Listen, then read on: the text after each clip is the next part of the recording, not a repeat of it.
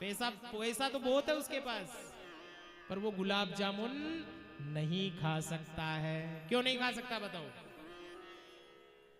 ये आई कहां से शुगर? बताओ। देखो बैठे बैठे कहते हैं ना, बैठे बैठे सादे जोग बद्दे खावे चीजे रोग। समझ गए ना आप? ये मारवाड़ी भाषा की एक कहावत है कि भोजन कर लिया, बैठ गए, कुछ काम नहीं किया। आपने भोजन पा लिया और भोजन पाने के बाद अगर कोई काम आप नहीं करते हो तो आपका शरीर बीमारी से ग्रसित होगा महाराज। इसलिए खा पी करके थोड़ा चहल पहल करो। पहले की माताएं बहनें तो खूब काम करती थी खा पी के, ठीक है। आजकल कोई काम नहीं करते, काम वाले आते हैं सबके। तो इसलिए शास्त्र यही कह रहा है महाराज कि तन से दुखी कैसे? बताओ तन से कैसे दुखी होगा? अब कलयुग में आजकल सबसे बड़ा रोग क्या है? कलयुग में सबसे बड़ा रोग है घुटने का, कि महाराज नीचे नहीं बैठ सकते। सत्य है नहीं है बताओ? देखो सत्य तो कड़वा होता है भाई, नीचे नहीं बैठ सकते तो देखो मंदिर व्यवस्था कर रखी है, देखो कुर्सियां रखी है, सब व्यवस्था है। क्यों? अगर कुर्सी नहीं होती तो फिर ज्यादा देर नहीं बैठ पाते, भगवान का नाम नहीं सुन पाते, दर्द होने लग जाता, सोचते कब आरती हो, कब प्रसाद बटे चले, या कोई बहाना बना लेते, फोन आ गया साहब का मैं तो जा रही हूं। तो इसीलिए कहा है पहला सुख निरोगी काया। इसलिए क्या कहा है? पहला सुख निरोगी काया होनी चाहिए। जैसे अपना शरीर हमको बैठने की आज्ञा देवे वैसे बैठो। ये कहे कुर्सी पे बैठो, ये कहे नीचे नीचे बैठो, शरीर के अनुसार चलो, तब जाकर आगे वाली सीढ़ी पे जाएंगे। ये तो पहला स्टेप है। तो इस प्रकार भगवान ने कहा है कि तन से दुखी हो गया, मन से दुखी हो गया, धन से दुखी हो गया, फिर भी जीव चारों तरफ भटकता है और उदास रहता है महाराज। भाई सब धनवान वैकुंठ जाएंगे क्या? ये बताओ। जिनके पास पैसा है, सोना है, चांदी है, क्या वो सब वैकुंठ जाएंगे? नहीं जाएंगे, क्योंकि भगवान के दरबार में धन नहीं चलता है। ये धन तो केवल इस संसार में चलता है महाराज, क्योंकि ग्रस्त में अर्थ की आवश्यकता होती है, और ग्रस्त में अगर अर्थ नहीं है तो ग्रस्त का जीवन व्यर्थ हो जाता है।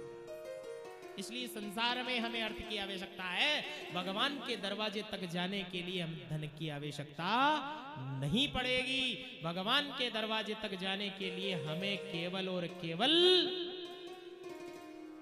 श्याम नाम की आवश्यकता पड़ेगी, राम नाम की आवश्यकता पड़ेगी, माता पिता गुरुदेव की सेवा की आवश्यकता पड़ेगी। इसलिए हमें यही करना है।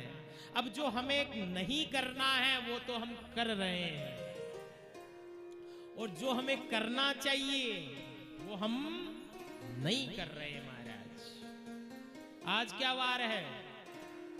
हाँ?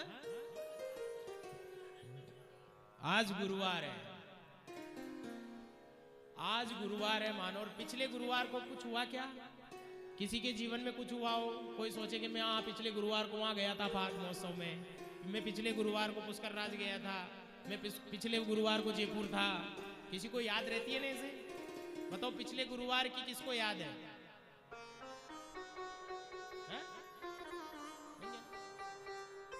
नहीं याद है। अब ये क्यों नहीं याद है बताओ? भगवान चाहता तो हमें याद करवा सकता था, पर नहीं। आज के 10 वर्ष पहले हमारे परिवार में मानो कोई घटना घटी हो, हमारे दादाजी बैकुंठ धाम चले गए हो, वो याद है कि नहीं?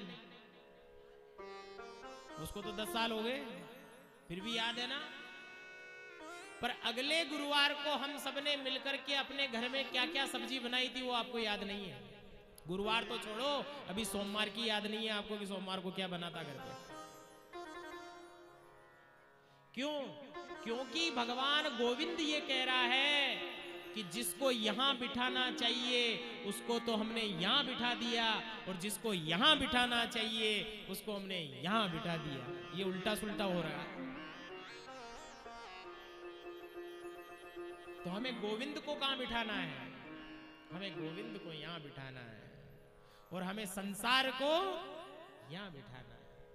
संसार को यहां बस आए और चले गए, पर परमात्मा को हमें यहां बिठा के रखना है, तब जाकर के हमें याद रहता है, अन्यथा याद नहीं रहेगा। इसलिए जब भी गोविंद नाम सुमिरन करो तो ऐसा नहीं होना चाहिए कि mind absent body present. Body तो यही है पर माइंड चला गया, पता नहीं कहां चला गया। 4 बजने वाली है, चाय पे चला जाए। चाय पीने का समय हो गया 4 बजे। हमारे शास्त्री जी का भी चला जाता 4 बजते माइंड। तो ऐसे ही मतलब भगवान का अगर हमें सुमिरन करना है तो हमें हमारा